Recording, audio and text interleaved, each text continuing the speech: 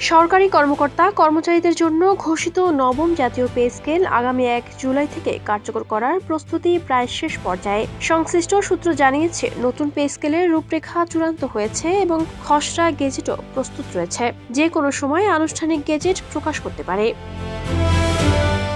খসড়া অনুযায়ী নতুন বেতন কাঠামোয় মূল বেতন উল্লেখযোগ্য হারে বাড়ছে, তবে ব্যয় কমাতে কর্মচারীদের ভাতায় কাটাছেঁড়া করতে যাচ্ছে সরকার। এদিকে সরকারি ব্যয় নিয়ন্ত্রণে বিভিন্ন ভাতা পুনর্মূল্যায়ন সীমিতকরণে জোর দেওয়া হয়েছে। বাতিলও হতে পারে ছোট ছোট ভাতা।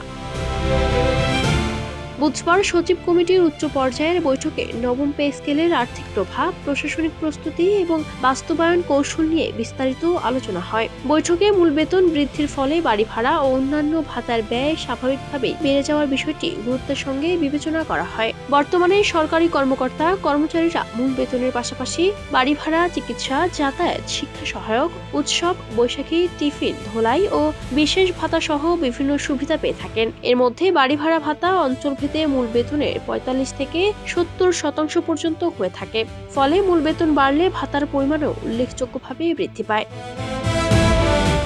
অর্থ বিভাগের কর্মকর্তারা মনে করছেন, নতুন পে স্কেল কার্যকর হলে সরকারের উপর বড় অঙ্কের অতিরিক্ত ব্যয়ের চাপ সৃষ্টি হবে। এজন্য বাড়ি ভাড়া ভাতার হার পুনর্বিবেচনা এবং চিকিৎসা, শিক্ষা সহায়ক ও যাতায়াত ভাতার ক্ষেত্রে সর্বোচ্চ সীমা নির্ধারণের প্রস্তাব আলোচনায় এসেছে।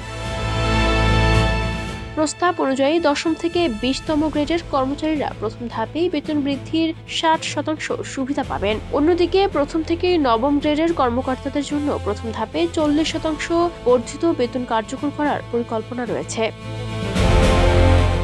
নতুন পে স্কেলের আওতায় leave preparatory to retirement LPR ভোগরত কর্মকর্তা-কর্মচারীদেরও অন্তর্ভুক্ত করার সিদ্ধান্ত নেওয়া হয়েছে। ফলে তারা নতুন বেতন কাঠামোর সুবিধা থেকে বঞ্চিত হবেন না।